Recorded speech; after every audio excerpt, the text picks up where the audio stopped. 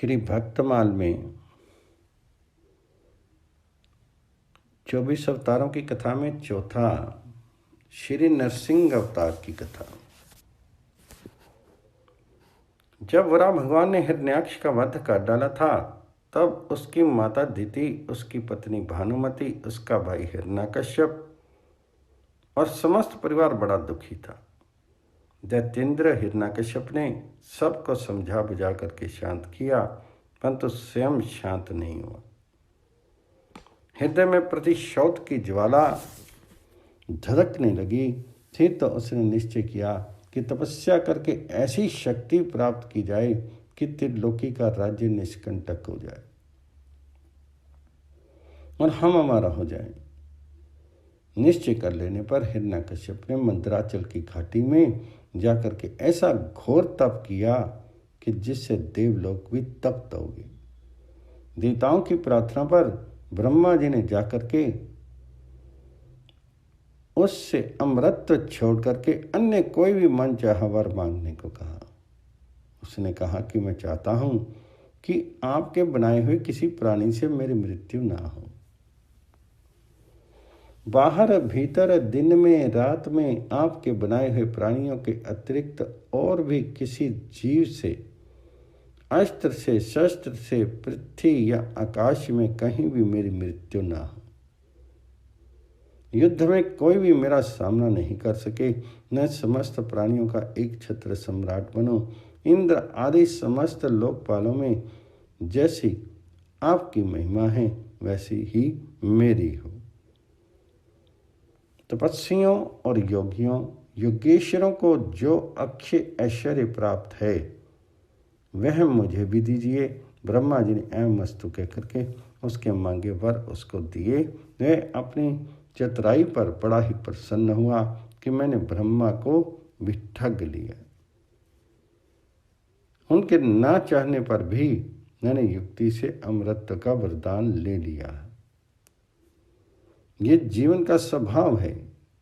इस जीव का स्वभाव है, वह अपनी चतुराई से चतुरानंद की कौन कहे। भगवान को भी धोखा देने का प्रयत्न करता है।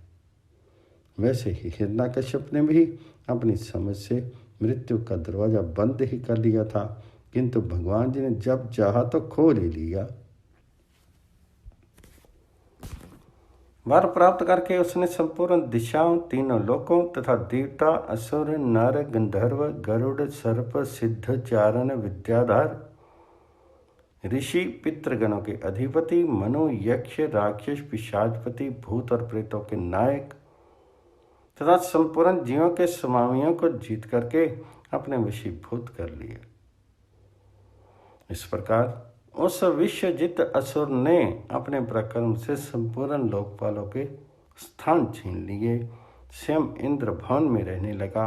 उसने दैत्यों को आज्ञा दी कि आजकल ब्राह्मणों और क्षत्रियों को बहुत बढ़ती होगी। जो लोग तपस्या, व्रत, यज्ञ, स्वाध्याय और दान आदि शुभ कर्म कर रहे हैं, उन सबों को मार डाला, क्योंकि विष्णु की जड़ है जातियों का कर्म धर्म, और वही धर्म का परम आश्रय है। दैत्यों ने जाकर के वैसा ही किया, परंतु जहाँ त्रिलोक में इस प्रकार धर्म का नाश किया जा रहा था, वहाँ हिरण्यकश्यप के पुत्रों में प्रहलाद जी जन्म से ही भगवत भक्त थे। 5 वर्ष की अवस्था में वे अपने पिता को भगवत भक्ति का पाठ सुना रहे थे। पुत्र को अपने शत्रु विष्णु का भक्त जान करके उसने ये निश्चय कर लिया कि ये अपना शत्रु है, जो पुत्र रूप से प्रकट हुआ है, अतः उसे मार डालने की आज्ञा दी। पर दैत्यों के सब प्रयोग व्यर्थ हुए। तब हिरण्यकश्यप को बड़ी चिंता हुई। उसने उन्हें बड़े बड़े मतवाले हाथियों से कुचलवाया, विस्तार सर्पों से डसवाया, कित्या राक्षी उत्पन्न कराई कि प्रहलाद को खा ले, पहाड़ों पर से नीचे गिरवाया, शंबरासुर से अनेकों प्रकार की माया का प्रयोग कराया, विष दिलाया, दहती हुई आग में प्रवेश कराया, समुद्र में डुबाया इत्यादि अनेक उपाय मार डालने के लिए किए, पर उनकी बाल भी बांका नहीं हुआ। गुरुपुत्रों की सलाह से वे वरुण पास से बंद कर रखे जाने लगे कि कहीं भाग न जाए, और गुरुपुत्र इन्हें अर्थ, धर्म और काम की शिक्षा देने लगे। छुट्टी के समय प्रहलाद जी इन्हें समवयस्क असुर बालकों को भगवत भक्ति का स्वरूप बताया, जिसे सुनकर के सब सहपाठी असुर बालक भगवान निष्ठ हो गए। ये देखकर के पुरोहित ने जाकर के सब हाल हिरण्यकश्यप से कहा। सुनते ही उसका शीर क्रोध के मारे थर-थर कांपने लगा, और उसने प्रहलाद जी को अपने हाथ से मार डालने का निश्चय किया। उन्हें बुला करके बहुत डांटा, छिड़का और पूछा कि तू किसके बल पर मेरी आज्ञा के विरुद्ध काम किया करता है। प्रहलाद जी ने उसे सर्व आत्मा सर्वशक्तिमान भगवान जी के स्वरूप का उपदेश दिया। वह क्रोध में भर करके बोला, देखूंगा तेरा जगदीश्वर कहाँ है। अच्छा, क्या कहा? वह सर्वत्र है तो इस खंबे में क्यों नहीं दिखता? अच्छा, तुझे इस खंबे में दिखता है?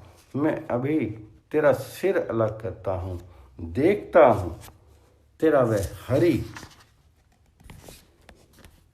तेरी कैसे रक्षा करता है। वे मेरे सामने आए तो सही। इत्यादि कहते कहते जब वह क्रोध को संभाल नहीं सका, तब सिंहासन से खड़ग लिए कूद पड़ा, और प्रहलाद जी के कहते ही कि हाँ वह खंबे में भी है, उसने बड़े जोर से खंबे को एक घुसा मारा। उसी समय खंबे से बड़ा भारी शब्द हुआ।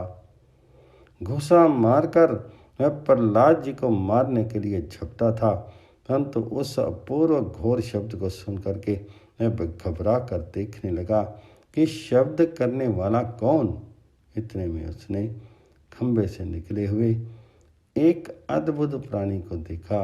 वह सोचने लगा, अहो, यह न तो मनुष्य है न सिंह है, फिर ये नरसिंह रूप में कौन अलौकिक जीव है। वह इस उधेड़ वन में लगा ही हुआ था कि उसके बिल्कुल सामने नरसिंह भगवान जी खड़े हो गए। भगवान उससे बड़ी देर तक खिलवाड़ करते रहे। अंत में संध्या समय उन्होंने बड़े उच्च स्वर से प्रचंड भयंकर अट्टहास किया, जिससे उसकी आंखें बंद हो गई। उसी समय झपट करके भगवान जी ने उसे पकड़ लिया। पकड़ करके राज्यसभा द्वार की ड्योढ़ी पर ले जा करके अपनी जांघों पर गिरा करके अपने नखों से उसके पेट को चीर करके उसे मार डाला।